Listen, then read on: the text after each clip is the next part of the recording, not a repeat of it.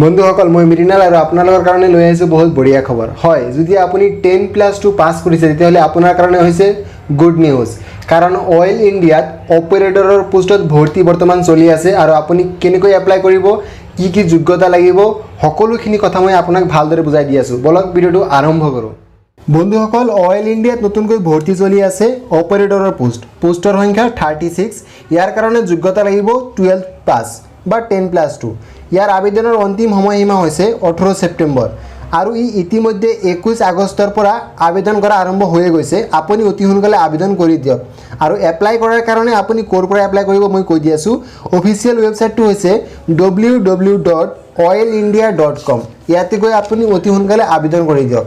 আৰু ইয়াৰ যিটো pay scale থাকিব, পে স্কেলটো হৈছে 16,000 16,000ৰ পৰা আৰম্ভ কৰি 34,000 34,000লৈকে থাকিব।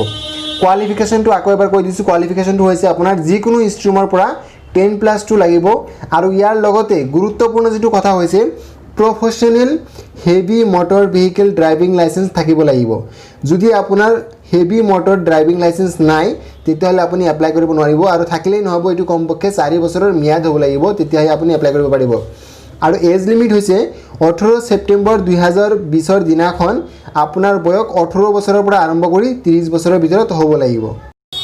আৰু এপ্লিকেশ্যন ফিজ জেনেৰেল OBC কেটেগৰীৰ কাৰণে 200 টকাকৈ এপ্লিকেশ্যন ফিজ লাগিব আৰু SC ST PWBD EWS x servicemen এইবিলাকৰ কাৰণে কোনো ধৰণৰ এপ্লিকেশ্যন ফিজ নালাগে। আৰু যিবিলাকে এপ্লিকেশ্যন ফিজ দিব লাগিব, এই এপ্লিকেশ্যন ফিজ আপুনি ডেবিট কাৰ্ড, ক্ৰেডিট কাৰ্ড বা নেট বেংকিং নাইবা ৱালেটৰ পৰা আপুনি দিব পাৰে। আৰু চিলেকশ্যন প্ৰচেছ কেনেকুৱা হ'ব? চিলেকশ্যন প্ৰচেছ হ'ব, প্ৰথমতে আপোনাৰ ৰিটেন টেষ্ট হ'ব।